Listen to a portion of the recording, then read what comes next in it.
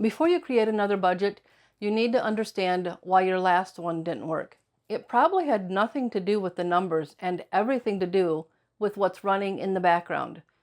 Your unconscious biases are keeping you stuck, and if you don't uncover what's really shaping your decisions, no budgeting strategy in the world is going to stick.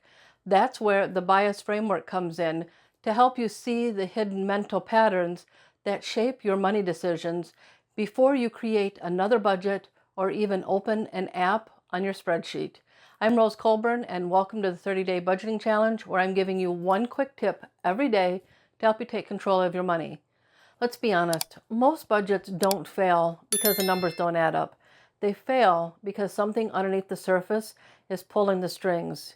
You set the plan, you cut expenses, you say, this time will be different. You tell yourself, I just need to follow through.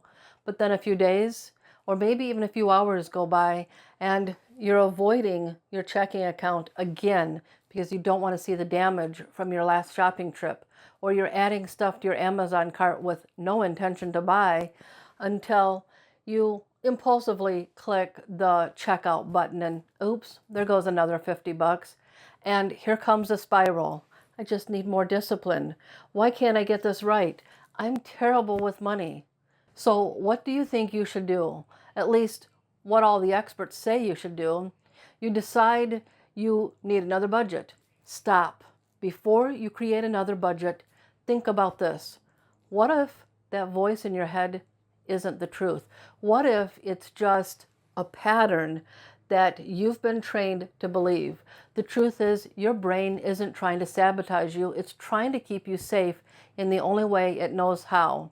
Because whether you grew up in survival mode or with a fear of failure, or were taught that money is hard to come by, money doesn't grow on trees, those beliefs get wired into your system, and then every time you try to move forward, your brain pulls you back to what's familiar. That's why you keep getting stuck. Not because you're broken, not because you need to create another budget, not because you're bad with money, but because your unconscious beliefs are budgeting for you before you even write down one single number. Here's something most people never learn. Every money habit, good or bad, is part of a loop. Trigger, response, reward. For example, you feel anxious or guilty when you think about money. That feeling is rooted in scarcity thinking, maybe from childhood or past financial trauma. The response is you avoid looking at your bank account, and that's an ostrich bias because you believe that not knowing will somehow protect you from feeling worse. If you can't see it, it must not be real. So the reward is you temporarily feel safe because your brain doesn't have to face the numbers. But your brain now associates avoidance with relief. So the next time you're stressed or anxious about money, it repeats that loop. And here's where it gets even trickier.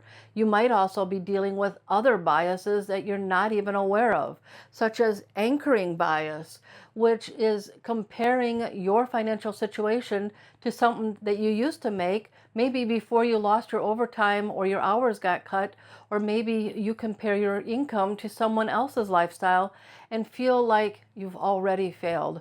Or how about confirmation bias, where your brain says that you're bad with money just because you spent an extra 50 bucks on groceries or bought yourself something that you hadn't planned to buy, but it overlooks the reality that you're actually making progress. Look, I get the reality of this, and these biases have deep roots and can be difficult to eliminate. I just bought groceries on Friday and I spent all of the grocery budget in one trip. Normally there's a little extra, like for milk and snacks and things that we might run out of unexpectedly. And when I saw that total and realized I'd spent it all at once, my heart sank and I got this knot in the pit of my stomach. Yep, you did it again, Rose. Can't you get anything right? What kind of crap did you buy this time? You're still terrible with your money. That's my damn brain berating me for buying food for the house. Food we're actually going to eat. It's like, shut the heck up. I just got done doing 2 full months of a pantry challenge where we bought the bare minimums because I had so much stocked up So this shopping trip cost more because it was time to replenish what we'd used up. But my brain refused to give me credit for how much I saved and how much I didn't spend those past 2 months. No, all it did was kick up a fit about the fact that I spent more. You see, these hidden beliefs shape how you feel about money and how you act or think about money and how you talk to yourself, even when you want something different for your life, when you want to make a change. So before you create another budget, ask yourself, what belief is driving this loop? Let me show you this. This right here is what budgeting looks like for most people. Avoidance, overspending, impulse spending, inconsistency. These are the symptoms. So what do? We try to fix what we see. We cut spending. We create another budget. We try harder. And when it doesn't work, we blame ourselves. You did it wrong again. But what if that voice in your head, you're just bad with money, isn't the truth? What if it's just a pattern you've been trained to believe? Because underneath all those symptoms, there's a whole root system of patterns made up of fear, guilt from past mistakes, biases, conditioning from your childhood, scarcity thinking, anchoring to old shoulds that no longer fit your life. Your brain creates these shortcuts to protect you, but they're also what keep you stuck. And that's why I created the bias framework, to help you gently uncover what's driving your choices before you try to change them.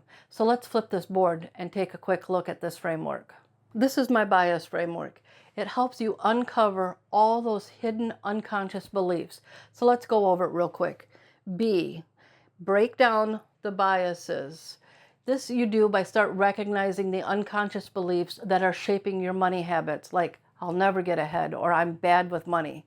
I is identify the patterns. What triggers your choices? What do you avoid? What do you repeat even when it's not working? A is to align with your goals. Reconnect with why you want financial freedom so your habits reflect what matters to you, not someone else's version of success. And S is to strategize real solutions, and that's the key here. You want to build simple systems that actually support your values, not punish you for where you've been. This isn't about discipline or deprivation. This is about building awareness so your money habits actually reflect your values, not your fears. Here's your challenge for today. Pick one financial decision you've made recently, especially one that just doesn't sit right. It doesn't have to be dramatic. Maybe it was an impulse purchase at your favorite store. Maybe it was avoiding a bill. Maybe it was mentally beating yourself up for not sticking to your budget. Whatever it was, just don't judge it. Instead, get curious. Ask yourself, did I make that choice because of some unconscious belief? I never managed to stick to my budget, or whatever it is that you tell yourself. What triggered that choice? Maybe you were stressed or tired from a long week at work. Does this support the life I want for myself? Maybe it felt good in the moment, but doesn't really align with your values and goals. What can I do differently next time? Maybe taking it out of your sanity bucket instead of your general family expenses bucket would change your decision. These questions all relate to the bias framework that I use when I work with my coaching clients. And I've seen tremendous breakthroughs with so many people who uncovered biases and unconscious beliefs that they never realized that they had. These questions aren't about blame, they're about clarity. And that's the beginning of real change. Uncovering your biases is just the first step in the process. The real work, the real victories come when you shift your mindset. So watch this video next if you really want to change your relationship with money. And don't forget to come back tomorrow for the next video and the 30-day budgeting challenge. Thank you for watching, and I'll see you in the next video.